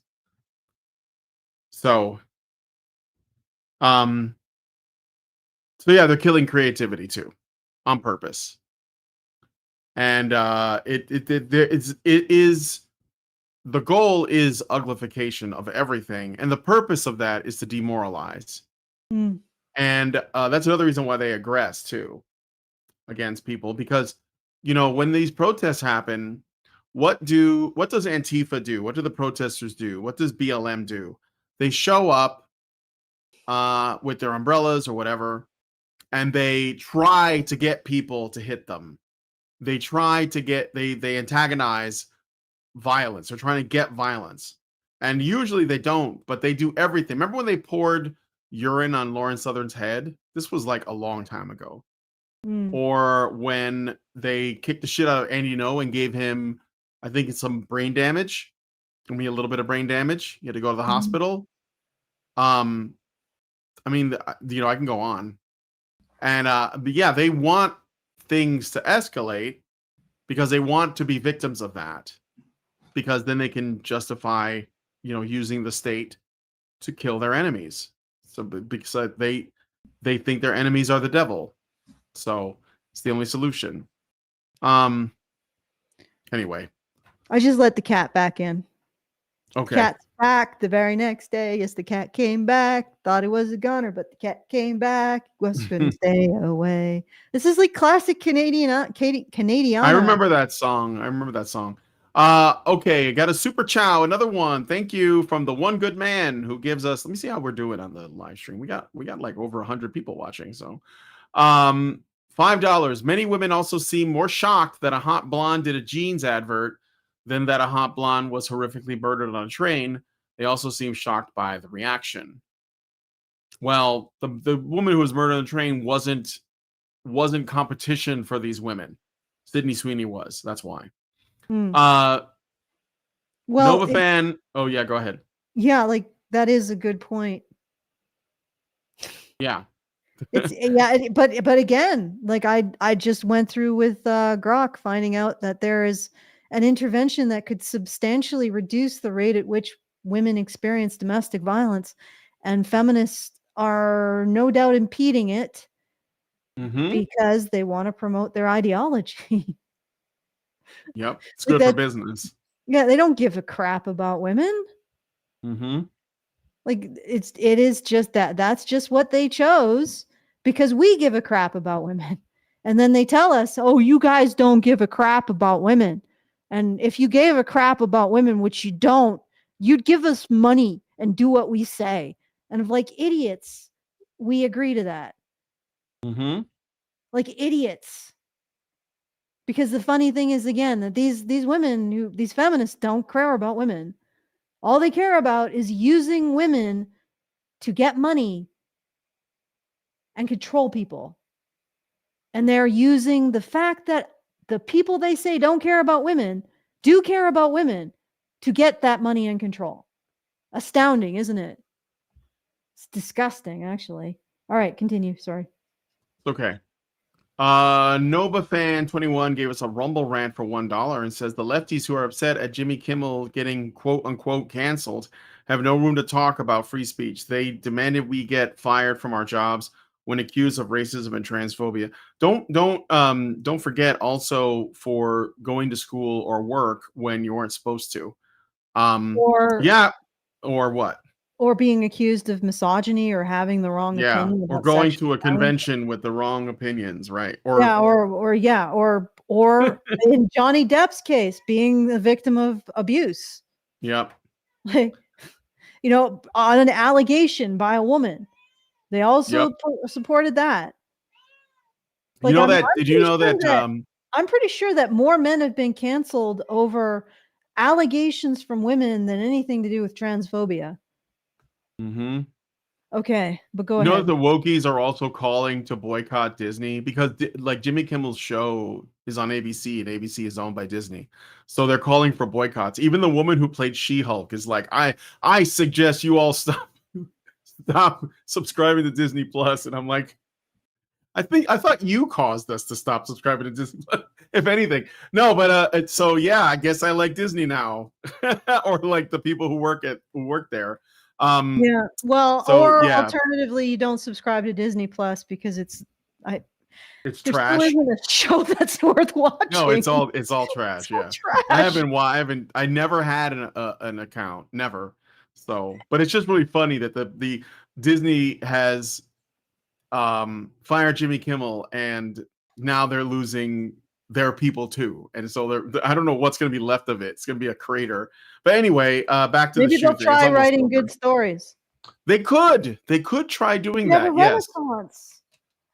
Here, I'll thump you. Here, there you go. Thump, thump, thump, thump, thump, thump. All right, let's keep going. Okay. Why are you celebrating like the most popular college Gen Z political pundit dying? Like, why are you celebrating him becoming a martyr? Say goodbye to that young male vote. All the liberal Joe Rogans in the world are not fixing this. I just hope for the sake of this country that political violence does not become normalized, does not become a thing. I really don't want to see that happen. I don't want to see retaliation. I don't want to see us fall into a civil war. I don't know. This has all been extremely blackpilling. I think I'm gonna take a break from politics. I don't know. I'm a YouTuber. Like, I'm not a political pundit, right? I'm not. My goal here, my purpose here is to entertain, is to make people laugh. That is what I'm going to do. That is what I will continue to do. The news cycle will move on. The world will move on. Charlie Kirk's kids won't move on. His daughter won't move on. His daughter does not have a dad anymore. That fucking sucks. That sucks. I don't know what else to say. I love you guys. Thank you for listening to my crash out. If you're new here, my videos usually are not like this. They're actually nothing like this. All right, I'll pause it there. Again, credit where credit is due. She acknowledges that ultimately that family lost its father. And that's like just true. Of course, they felt like it was okay because fuck dads. Am I right? And I think that's another big part of it. And they were saying that if you look at the clips of women, mostly women celebrating it, they were just like, fuck dads. Fuck Fuck that dad. kind of dad, especially. Yeah. So. Okay. Honestly, I don't know how, even if he does have his own an opinion on transgenderism, I don't know how you can exclude that, considering we don't really understand it.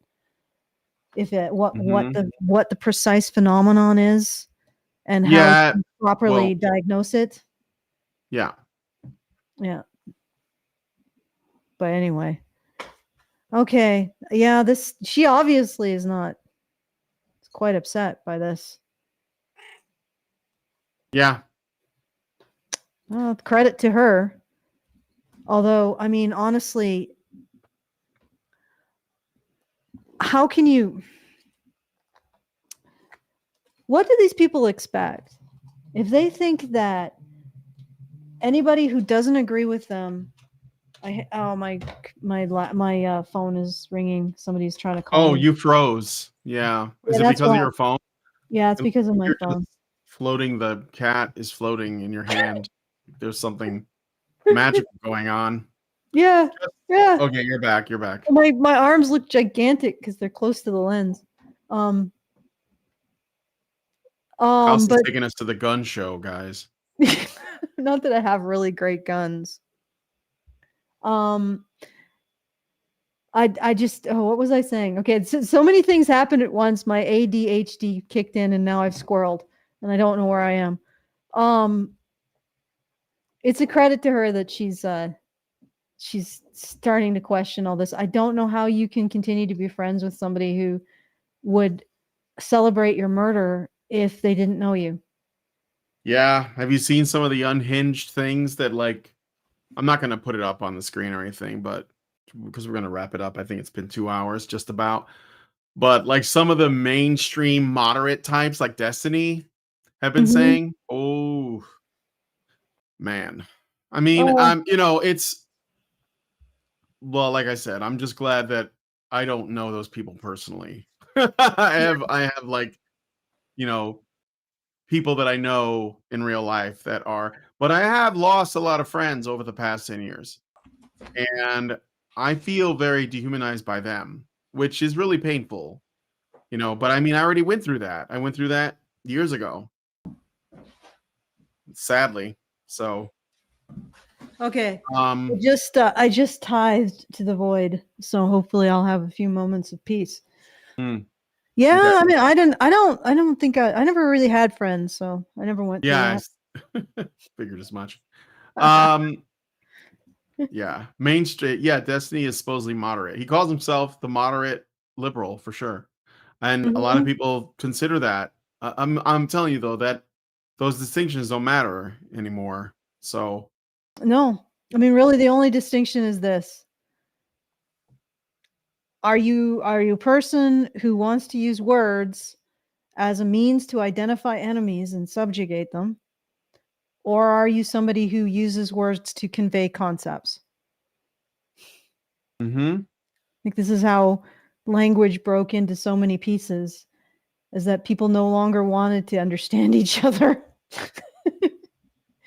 And I guess we're there again. We're at the Tower of Babel again, guys. And yes, I guess I should continue my series, Deprogramming Women, so that we can do something that I can present a possible explanation. It's essentially what happened is the guy who I was working with it, Eduardo, I don't know what happened to him.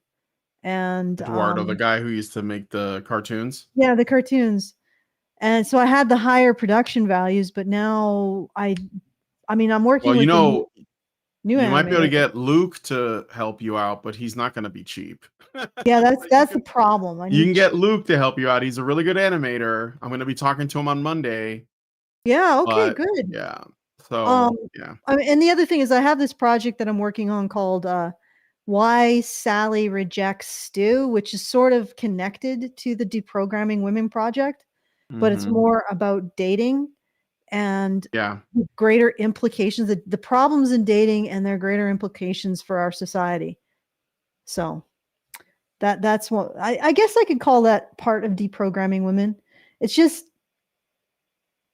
I don't know. It stumps me, guys. because the only thing I can think of is that we need to have a new understanding of the relationship between men and women. And I don't know if that really comes from a lot of women. If I look throughout history, it tends to just come from a certain subset of women who hold very close to a new set of values, basically. Like, to use the example, the Sabine women who ended the war between the Sabine men and the Roman men, and thus founding Rome, were probably like 13 women, but they were very dedicated to the values that they espoused. So maybe what we need is just a very small kernel of women who are willing to take responsibility, don't shirk from blame, and are willing to actually negotiate something reasonable with men, right? And willing to stop this insanity. Maybe it just takes a small kernel of women willing to do that, and then we can build from there. Maybe there's a way that you can scale women like that. Maybe, or we just do sex bots with artificial wombs. Why not? Yeah. All right. So real quick on the Jimmy Kimmel thing, because some people are saying that, you know, this is censorship and the FCC, it was like, you know, we're pressured by the White House to take the show down. That's not true. I think that his show sucked. Nobody watched it. And you can see that. Tim Pool gave us some stats, some that shows that the Tonight Show, is it? Tonight Show starring Jimmy Kimmel only got average 129,000 viewers. 100 and what?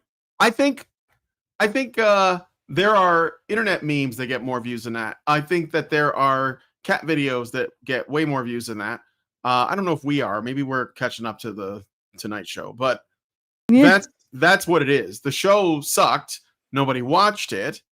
And the FCC was like, oh, we can use what's happening right now with the criticism and stuff as an opportunity, because Jimmy Kimmel lied about Charlie Kirk when he did his bid on him.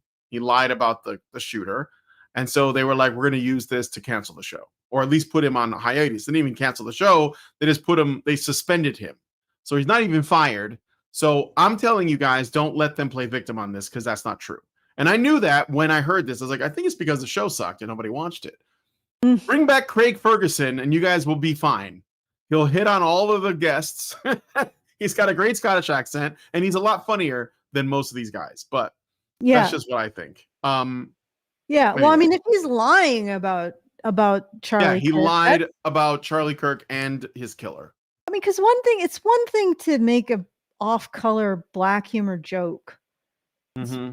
Not that none of what we saw was that. Just to deal with the misery of it. You know what I mean?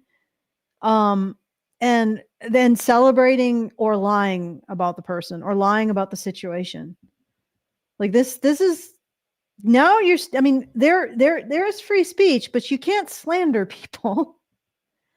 And you can't incite violence. I mean, I know you're a free speech absolutist, I believe. Are you still a free speech absolutist? Yeah. Yeah. So you don't agree with Jimmy Kimmel being fired? No, that's not. But no, that's not. The thing is, that's him getting fired for having a shitty show. Like, if you don't do your job well, you get fired. That's not. Even if your job is talking, that's not like censorship. That's you sucking.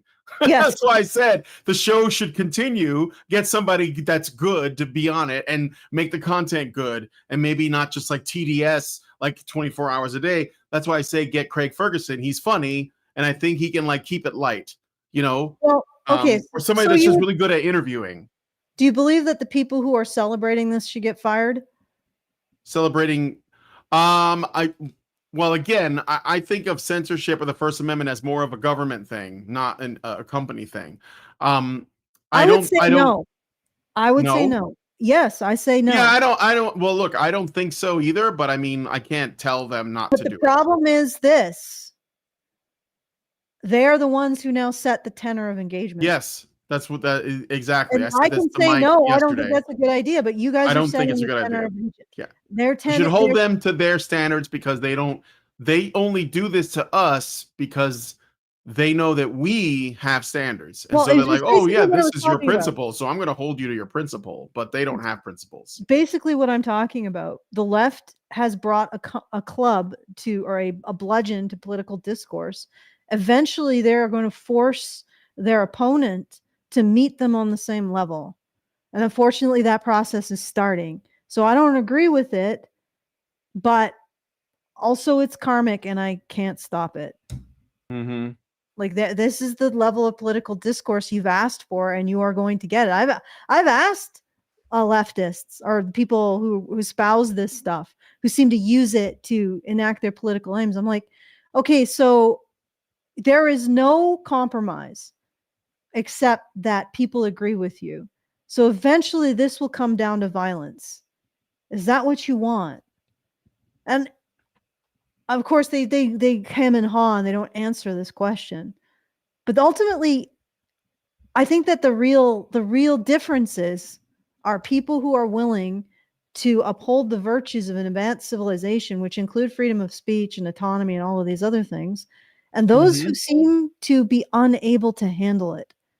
Those who came to this world, modernity, right, in the civil society, and they still see the world in terms of violence and force, and they just can't handle it. They can't handle being civilized.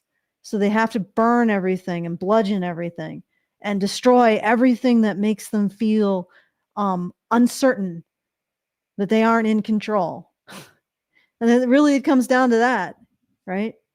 Anyway, that's why I say they don't have any virtues or principles except a desire to control others. And that's behavior. Like you can see it in their behavior. And you don't even have to appeal to identities. Just that's their behavior. That is the behavior that they're engaging in. And unfortunately, they are going to force the discourse to their level. They're going to force it to their level because you cannot respond to a bludgeon to the head with, that was a fallacy. Like that was begging the argument. That was an unsupported argument that you just gave. Like how you can't. All you can eventually do is respond in kind, and conservatives are now responding in kind.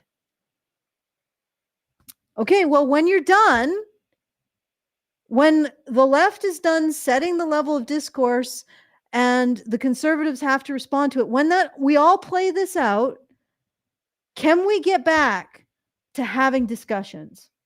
Can we get back to striving? Can we get back to human expression and creativity? When we've had it out, can we get back to that? But that's going to mean that the left has to lose its certainty that they're right. Yeah. Okay. I don't know, and I was wrong. That's all it takes. All I don't know, and I was wrong. Mm-hmm. Yeah. All right. Anyway, so no more super chats, although we did get a few. Thank you for that. And super chows, and rumble rants. So should we a reality check says I can understand to fire a healthcare worker who was celebrating Charlie's death. Yeah, that doesn't look like it's good for business. that whole oath, do no harm, that looks like it's being called into question. So again, yeah, I mean, I don't want that, but we're going to live by their standards for a little bit and see how they like it. So, okay. Anyway, and then maybe there'll be some smartening up and being like, oh wait, actually, freedom of speech is a good thing, and it's not just government freedom of speech. It's also maybe the employers shouldn't fire you for having opinions that don't relate to your work, your ability to do the work that you do, stuff like that. You know. Although that teacher that forced kids to watch Charlie Kirk's death, that person should be in jail. Yeah, right. Absolutely. Okay. All right. So I think we've covered this sufficiently. Yeah, it's fine. Yep. I think we've put in a shift of work with these issues. Do you want to? We'll call it an evening. Yeah, that's fine. Yeah. Last thing I'll say. So, what does Gamergate have to do with this? Well, I'm glad you asked. Apparently, there is a Steam community, just like the Cabrutus what was it called? Sweet Baby Ink Detected, and then DEI Detected. Now there is a Charlie's Tweets Detected. So the gamers are rising up again. But anyway, I thought it was funny. I'm gonna join it. And I suggest if you guys are on Steam, you should do the same. I'm going to say this. Firing people for celebrating a murder seems a lot more justified than the firings that the other side has been engaging in. I'll say that. For 10-year-old tweets or voting the wrong way or not masking. Yeah. 100%. Not getting a jab. Or black metal lyrics being black metal lyrics. Like, like that has been, watching that has been astounding.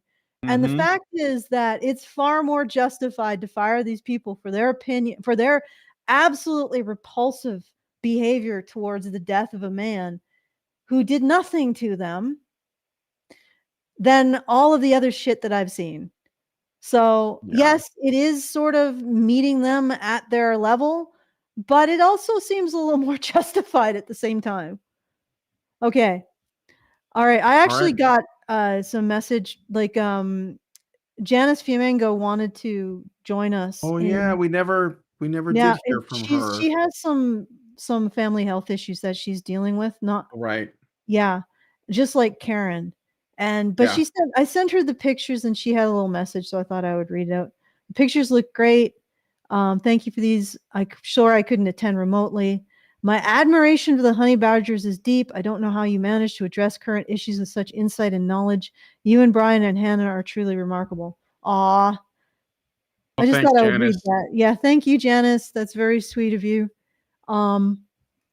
And I really appreciate those words. I thought we could all use a pick me up after. I am encouraged anyways. Yes. I know, despite all these tragedies, I think that it's like it's red pilling a lot of people. Yes. That much for sure. So yes. Sorry, but remember when I said, there must be more suffering before people wake up. I think that we're getting there. We're getting there. Yeah. For some, we're not there yet, but we're getting there. Yeah. Janice did a lot to help support the convention as well. Yeah, Janice is awesome. Yep. Go watch. Love Janice. I'd bring her on every day if I could. Yes. Yeah. Studio Brûlée, I think it is. Yeah. All right. So okay. feedthebadger.com/justthetip if you want to send us a message at any time after the show is over. Francus Maximus, gay is the new MRA. There are a lot of gay and bisexual MRAs, actually. People don't know that. Random factoid. But anyway, feedthebadger.com/justthetip if you want to send us a message. feedthebadger.com/support if you want to support the show. I'll just check really quick to see if anybody has put some support in. Oh yeah, for sure. There is some there's remember when we did Byron E. Claire like weeks and weeks ago? Still waiting on that. You know who you are. Anyway, feedthebadger.com/support for that. And back to you, Brian. I think we've done all right. Yep. Okay, if you guys like this video, please hit like, subscribe if you're not already subscribed, to the bell with notifications, leave us a comment. Let us know what you guys think about what we discussed on the show today. And please, please, please share this video because sharing is caring. Thank you guys so much for coming on today's episode of Maintaining Frame. And we will talk to you guys in the next one. Men's rights activists are machines, dude. Okay? They are literal machines. They are talking point machines. They are impossible to fucking deal with, especially if you have like a couple dudes who have good memory on top of that too. Holy shit, you're fucked.